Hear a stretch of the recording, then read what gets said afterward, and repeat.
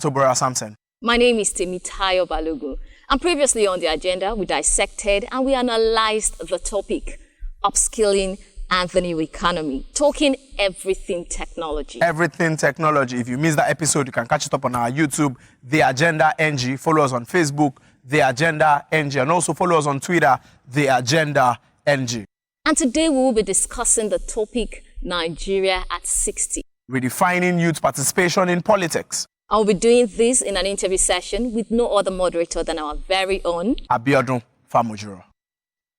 Thank you very much, Omotobora and Temi. Welcome to The Agenda. In today's conversation, are you looking for rulers or are you looking for leaders? Are you looking for those who are set to make a remarkable difference in your life in the place of governance? Or are you too busy being entertained to focus on matters that pertain to your destiny? We do not ask easy questions. Joining me in this platform is a gentleman that is interested and well-versed in the subject of governance and politics. We're talking about the sustainable dimension in nation building. Oluwafemi Oyewumi is his name. He's passionate about governance, he's passionate about leadership and service. Welcome once again, Femi. It's great to have you here with us. Thank you for having me. Let's get. Okay. What is your perspective with regards to the young population of Nigeria, the youth, in the place of politics and sustainable leadership communication? Thank you very much. I think that the youth have been marginalized. I share that view because the youth have been marginalized. Yes. In the place. Hold on. See, I'm sorry, but I do not agree with you. Okay. How can the youth be marginalized? They have the voting power. You can see how many we are as young people. Where are we voting? We are voting in reality entertainment shows. Great number of young people do not have PVCs. They talk about governance. They talk about politics. They talk about responsibility, but we're not ready to rise up to the occasion. So why do you say they're marginal? Listen, Nobody will give you power if you don't take it. Thank you. I share that opinion with you on the side. But I will let you know that what you are sharing is very critical. And an average Nigerian does not know that truth. Does not know the truth? Yes. They don't know the power they have. And the reason why I said they have been marginalized is, if you look at the population of the youth, that constitutes 67% of the registered voters. So meaning that we have the power to even choose our own leader. But they have been, they have been sitting in a place of ignorance. And why? If you look at some indices that is affecting us in terms of poverty, if you take poverty for an example, the same people that you are talking about are waiting for the age generation to give them, so to say, how will I put it now? A compensation for in their vote. They don't have the right knowledge of the kind of power they have to take over that same position that I'm talking about. And that's why I said they've been marginalized. And how do we change the narrative? Okay. You need to get an adequate knowledge and train these same youth to refocus. Because right now, the focus has been in the place of what can I get for myself? If you talk to an average Nigerian youth, no one thinks about what can I do for Nigeria. They always think about what can Nigerian do for me. And if we still sit in the place of what can Nigerian do for me, you are not going to move forward after 60 years. And that's why I'm saying there is a need for awareness of the truth you've just shared. If an average Nigerian knows the truth you just shared now, we are going to be in a better place because they will be stirred up to take over. And like you said, no one is going to give you power. In fact, we have not shown the age generation that we are responsible enough to be in power. Which brings us to the subject matter. In every political campaign, you find teeming youths. We form the large bulk of the population. We are the ones supporting. We are the ones in the rallies.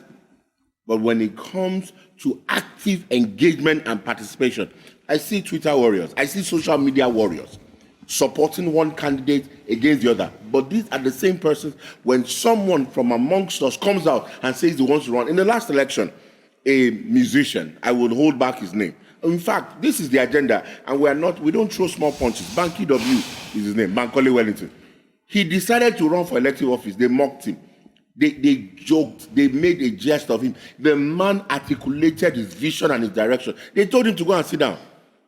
If those same set of people will not vote, will not participate in who becomes their leader, is it not right to say that the leaders we're experiencing and the leaders we have is the leaders we deserve? So I would like to go a bit into details of that because, I was actively part of that election. The truth you need to understand is that the same set of people who asked Banky W to go and sit down didn't speak through their own mouth. They used the same youth against him. Tell me, what has he done in public place? We only know him for music, and they told him, go and focus on your music. What has he done in the public place? So when you are going into such seat, there's a need for you to have to have done something that people can see, what people can touch on. If you look at the constituency that he came from, and let's break it down a bit.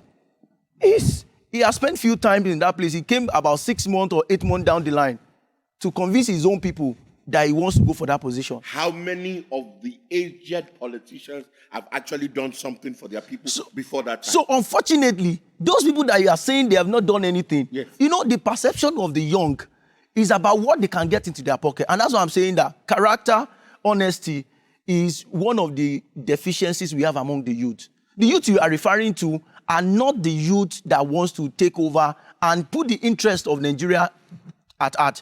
These age people have bought their loyalty over. So when you are saying that, what have they done? What they have done is put money in the pocket of those young people to go against the people that really want to change the narrative. All right.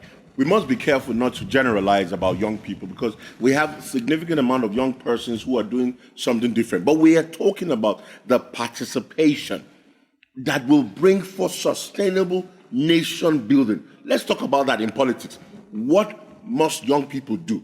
Now, I do not agree about the marginalization concept because, you see, there are certain things that we have deliberately empowered as young people in this nation. There are certain things that we've given excuses for repeatedly. Look, I will build road.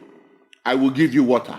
There's a state in the Southwest. It's a fantastic state. It's a construction site. And right now, movement is challenging for the citizenry. But it's a good one in the sense that when the construction is all over, we believe that things will be better. Are we holding our leaders accountable? Are we asking the question? Because oftentimes when people want to ask a question, somebody says, keep quiet. Why are you asking that question? And then the people that used to ask questions once upon a time, they get to a place of influence, of relevance, of power, and they are quiet. And somebody says that when you are eating, you don't talk. Okay. Let me approach it this way, and I'm going to take a practical step. I visited my local government. I visited the chairman. I requested an appointment to see him because he didn't know me from anywhere, so to say. Somehow I was granted the audience to see him. And when I went into that meeting, I was there with one of the secretary, and he said, "What is the purpose of coming to visit me today?" I said, "I'm one of the members of this family." So I put my local government as a family. And I said, "This is what you wrote in your manifesto that you are going to do." And that was towards the end of his tenure. I said, "This is what you said you are going to do." And I accounted things that he promised to do and did not deliver. You know what he said to me? He said, "Get out of my office." As I was on my way out of the office, because it's a very big office, as I was getting to the door, he asked the secretary to call me back. I wanted to find out who I am, and then start engaging me, some of the challenges he faced, why they could not deliver on that.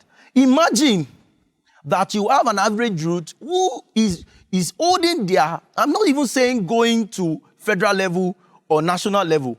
Stay in your community and find out and hold those people accountable. There is one initiative I've celebrated so much. We call it Tracker. I can say it on this. Tracker. Yes, Tracker. Yes. What Tracker is doing is going into each of the states and comparing what the government of that state is saying they are going to do and showing the people what have they done. Did you know what that is going to do for us? The people who have been saddled with responsibility to deliver on this project, If they don't deliver on it, they pocket the money and bring it to campaign. They make the election expensive. That means that the entrance into governance becomes very difficult. But if you begin to hold them accountable and spend the right money into that project, then we are going to have a fair playing ground when we go into elections. Femi, I need to ask you a very interesting question. And this question has to do with we're still talking about youth participation in politics for sustainable nation building. We have a lot of persons in the place of governance in a nation like Nigeria that have no shame. They are not ashamed. A man is caught, goes to court, is convicted, and goes to jail. People make an issue that it was because there's a statement in our nation that everybody is a thief. It is the person that was caught that is the actual thief. So meaning it's a blanket statement that people make all the time, and people still tell young people, guy, when you get there, collect your share. This national cake you are sharing, we've been sharing national cake forever, and it seems that right now there is no cake. In fact, there's no flour. True. There's no flour. So there is a significant crisis. You find it in the place of unemployment. You find it in the place of intimidation by legal scenarios or law enforcement agencies. You find it, the youth are not advocating for the right things that will strengthen sustainable nation development. What should they do? Because listen, politics is about governance. The business of politics is too important to be left to politicians. I agree with you. Let me say something, because I need you to articulate this and give us solutions and your recommendations. In the United States of America, a great number of the persons in the National Assembly, let's use National Assembly so everybody can understand, in the Senate and the House of Rep, they are professionals, businessmen, lawyers, and everything. In Nigeria, we're working, we're getting better. The young people are not aspiring to get into those law offices from even in the local government, even in the State House of Assemblies. So they're not, everybody wants to go for the high, hanging fruit. Why don't we start small? Why don't we start to say councillor? In fact, why don't we start to put ourselves together and use our numbers? We're waiting. It seems that the young people in Nigeria are waiting for a magic wand, for something remarkable to happen. One Martin Luther King or Mahatma Gandhi to show up. And then when that person shows up, because the people that have put themselves forward, we told them to go and sit down. I mean, there's a young man that is advocating for things to change in Nigeria, and everybody says that when he's tired, he will sit down. What should we do right? And what are we doing wrong? And you know that we do not have time. The youth that we're talking about today, in 15 years' time, they will no longer be youth. Absolutely. In fact, globally, the age of youth is accelerated. So what should we do? First, I'm going to share part of the things I'm doing, which I think is working. I've spent about 5 years in preaching the same message of awareness of young people getting into governance. You need to start from home. You need to start from home? Yes, you need to start from home. See, character is very important. Wait, define home. Because you know that, let me tell you why I need you to define home. You were born in Lagos. You grew all your life in Lagos. But you are still not a citizen of Lagos. And when certain things want to happen, I'm just using Lagos as an example. Yes, I'm with you. Tell you to go home. You lived all your life in Lagos. Why is, in a nation called Rwanda, they've removed tribes. Yeah. For the young people, when we engage each other, we still ask each other, what state are you from? Isn't that a stumbling block? Yes, it's a big issue. And you know what? The people, the age group who has been trained with that same system does not understand the value system of how that has become a problem to us. Are you saying that we're not teaching and educating and communicating enough? Because the subject of education keeps repeating itself. Because the truth is that if you take an average Nigerian youth and tell him what does it take to be a counselor, he doesn't have a clue. When you ask an average youth to say that, what are the deliverables, what are the qualities or job description of a chairman of a local government? You are using big English now. Deliverables, qualities. You need to simplify. The guy has not eaten. He's in secondary school. He's not sure he's going to make SS3. How can you talk about governance and politics? So this is how we have weaponized poverty in this nation. And that's the truth. True or false? Because the age people discovered. True. We have weaponized. Yes, I agree with you. Okay. Part of the strategy is when people don't have what to eat, it's difficult for them to think about leadership. What do we need to start doing differently? I say, come to home. Oh, what is home for me? See, home is where your people can see what you are impacting them. Let's separate the place of states now. If I live in a community and the community cannot have an impact of who I am or influence them in certain ways, then I'm not doing anything.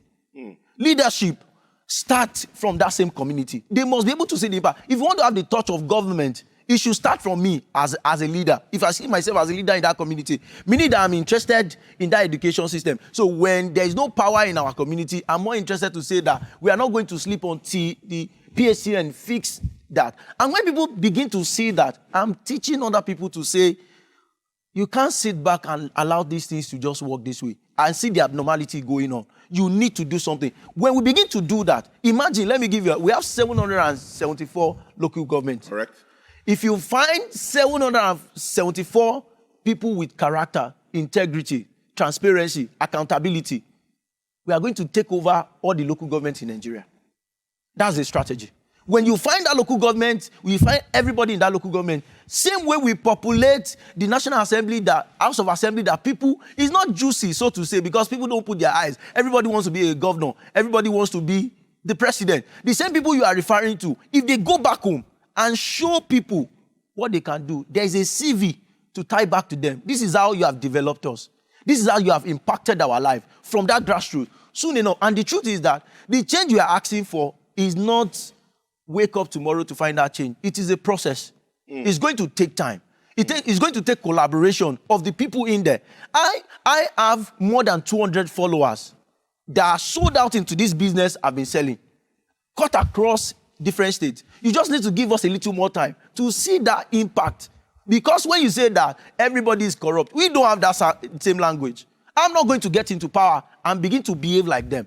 Because the way I've been brought up, and I'm saying in terms of my exposure, in terms of the development I've received, I cannot trade my name for money. And there are people like that in this same country who are going to say no. Mr. Yomi, I like your mouth is dancing. You are speaking, but you see, let's be. They say let's be realistic. Let's talk. We're talking about redefining youth participation. Is it not in this nation we saw some people? They spoke. They told us what we were meant to do. They told us what they would do when they got there. They got there, and we did not recognize them. Why did we not recognize them? Because money came into the existence of their configuration, and we lost them. Unfortunately, when you look at that fraction of people who are privileged, take for an example, an average parliament in Nigeria currently is age 53. Parliamentarian? Yeah, parliamentarian is age 53. These are people that are built in the same system. How did they get there? Look at the process they passed through in getting there. You need to define some of the processes that made these people. If I have spent 70 million to settle pocket, and when I get there and I'm getting the constituency fee, don't you think I'm going to keep part of the money? I don't know. Maybe when you exactly what I'm saying. So if you have people who will say no to settling those systems, if you build a structure and you look at our legal framework to say, let there be transparency in our electoral processes. I've given you one of the ideas that we are using now to monitor, because there is need for monitoring. You don't wait till when the election is coming. You need to start monitoring. How did they gather those money that they are using in election? You need to monitor those things. If you can, put things together, monitor them, show transparency in how they are content. In fact, I was speaking with some people that there's a need for us to have the youth national parliamentaries. Because the policies... National youth parliamentary. Yes. Hold on, Mr. Ayomi. You were in, you went to university where there was student union government. Have you not seen the dramedy of student unionism? The things that are happening. Some persons have opined that even some youth will be made much worse when they get into places. I do not agree with that. You don't agree so with when that? he's referring to youth, what kind of youth is he referring to? Because they are the same age. In fact, when you go to the age group, is it all the age group that are corrupt?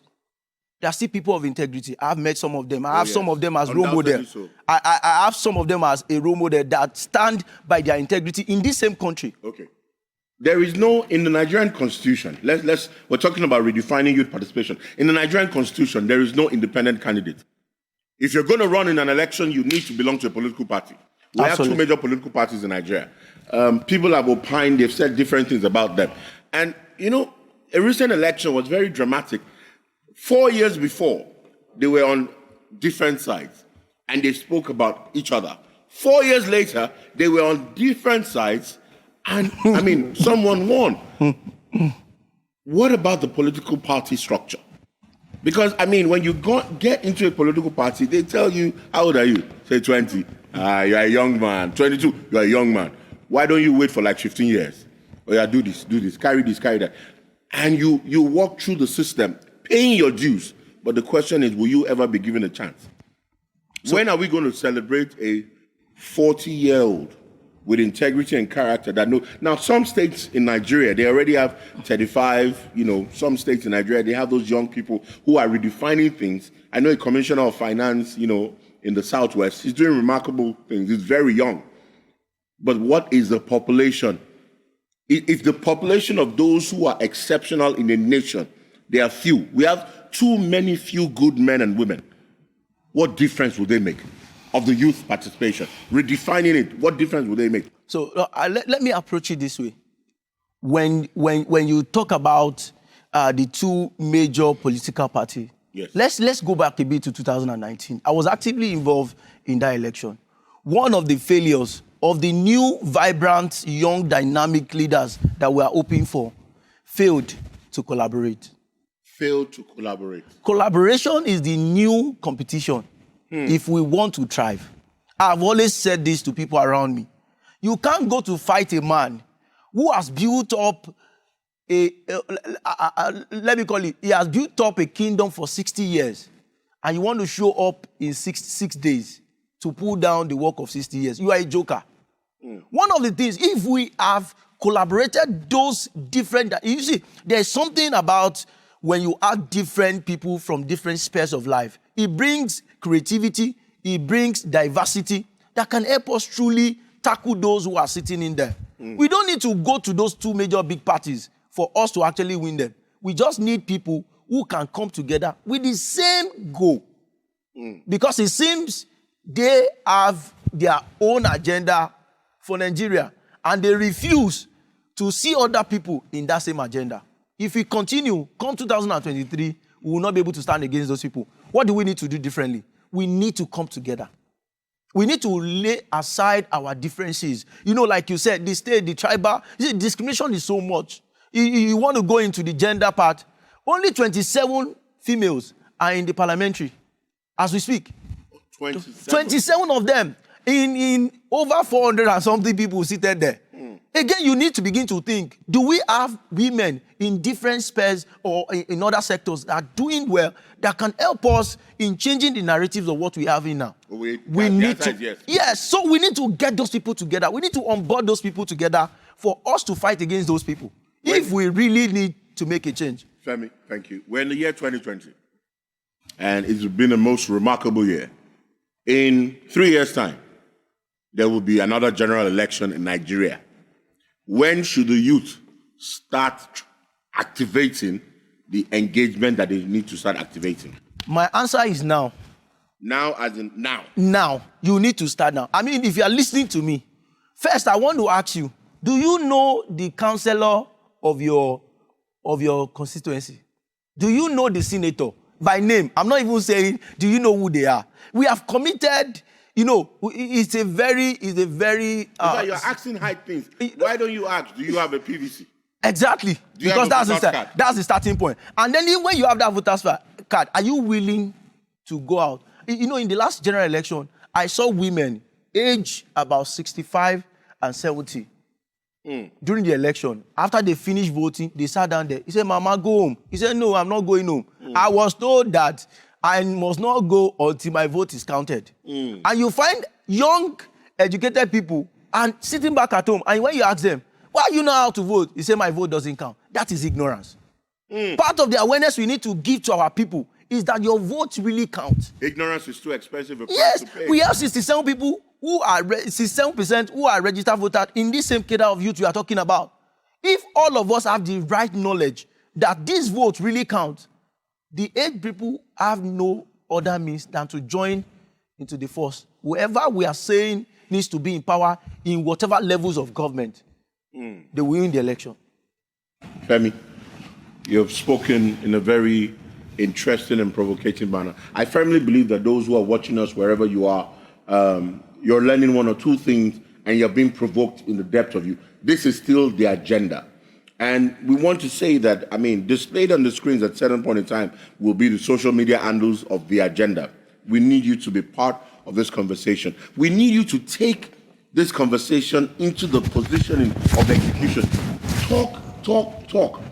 The agenda is not just about talk. You can hear repeatedly Femi is saying that I am doing something, I am involved, I am making something happen. A lot of people are going to wake up in 2022 and say, oh yeah, let's start advocacy. Your advocacy is late. A lot of people can talk right now, but they choose not to talk. There is a time when silence is golden. There's a time where silence is criminal. There's a time where silence is invalid because your generation that is coming after you will ask you, when this was happening, what did you say? When this was happening, what did you do? So these are fundamentals that we need to talk about because the youth, we have a lot of work to do. Absolutely, I agree with you. And education, like you mentioned, is very important because ignorance, if the people do not know, wherever you are, you need to stop collecting bags of rice, face cap, T-shirt, gallons of granite and palm oil. For how long will you collect? It is not going to sustain you for the next 4 years. Absolutely. It's not going to work for you for the next 4 years. We need to also subject our leaders to debate. Some leaders avoid debate. Because they don't have any vision for us. There is no plan for But us. some that avoid debate, they end up winning the election. Again, you need to go back to the process of winning that election. You need to go back and check the process of getting into power. It's uncalled for in a nation you have more than 1,000 professors and you are finding someone who is assuming a position of a governor without a school cert. When the Constitution says that the minimum requirement is a school cert. Femi Oyewumi, our distinguished viewers, wherever you are in the world and in the nation Nigeria, we say thank you. It has been a very sobering, serious, determined, impactful conversation I have been having with my panelists here. We're going to be handing over back to the coordinators of this session, the MCs, for the continuation of this engagement. But wherever you are, please note, time is of the essence, and this nation needs you and I. Get off your feet, get off your seat from the place of complaining and do something. My name remains Abiodun Famujuro. It has been a great delight being with you today. Thank you.